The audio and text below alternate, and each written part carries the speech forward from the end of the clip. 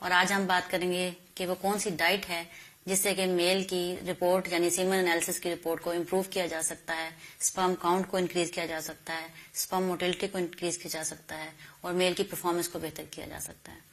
اور وہ کون سی ٹیبلٹس ہیں جن کے ذریعے کہ میل کو ہم سپلیمنٹس جو دے سکتے ہیں جس کے ذریعے کہ میل کی رپورٹ بہتر کی جا سکتی ہے.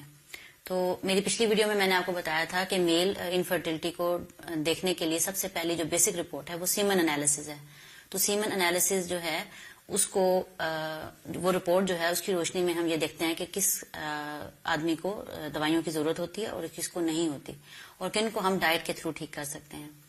جیسا کہ آپ کو پتا ہے کہ میں ہمیشہ سے زور دیتی ہوں اس بات پہ کہ منیمم میڈیسن یوز کرنی چاہیے اور میکسیمم اپنی خوراک کے ذریعے اس چیز کو کور کرنا چاہیے. تو وہ کون سی ڈائٹ ہے جس کے ذریعے مردانہ کمزوری کو دور کیا جا سکتا ہے اور اس سیمن کی رپورٹ کو بہتر کیا جا سکتا ہے، آج میں اس چیز کو ڈسکس کروں گی. تو سب سے پہلے تو ڈائٹ میں آپ کو جیسے پتا ہوگا وہ ڈائٹ جس میں اینٹی آکسیڈنٹس ہوں، جس میں جو ہے وائٹامنز ہوں اور جس میں جو ہے پروٹین ہو.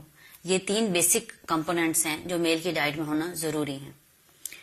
اور سب سے امپورٹنٹ جو ہیں وہ اس میں جو ہیں وہ نٹس آتے ہیں. نٹس میں کیا ہے؟ اخروٹ ہے، بادام ہے، کاجو ہے، پستہ ہے. یہ جو چیزیں ہیں ڈرائی فروٹس میں، اور انجیر، اسپیشلی انجیر اور کھجور، یہ ساری چیزیں جو ہیں یہ رچ ہیں وائٹامنس کے ساتھ.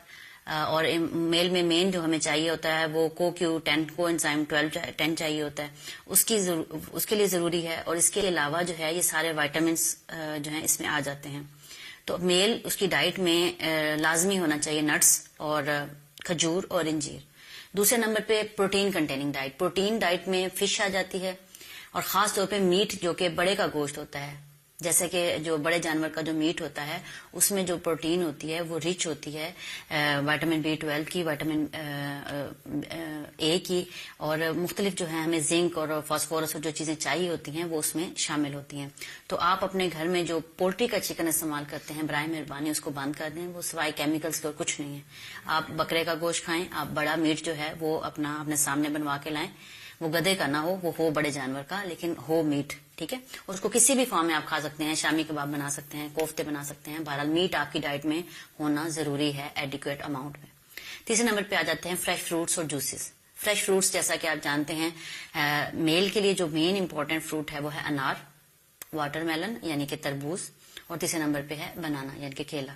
اور یہ جو 3-4 مین فروٹس ہیں نا، گریپس یعنی کہ انگور، یہ جو ہے نا لازمی آپ کی ڈائٹ میں اس کے فروٹس یا جوسز ہونے چاہیے.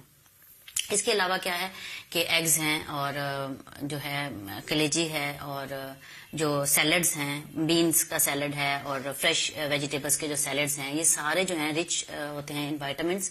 اور یہ آپ کی جو ہے زنک، وائٹامن B اور وائٹامن E، وائٹامن A، ان سب کی ڈیفیشنسیز کو کور کرتے ہیں.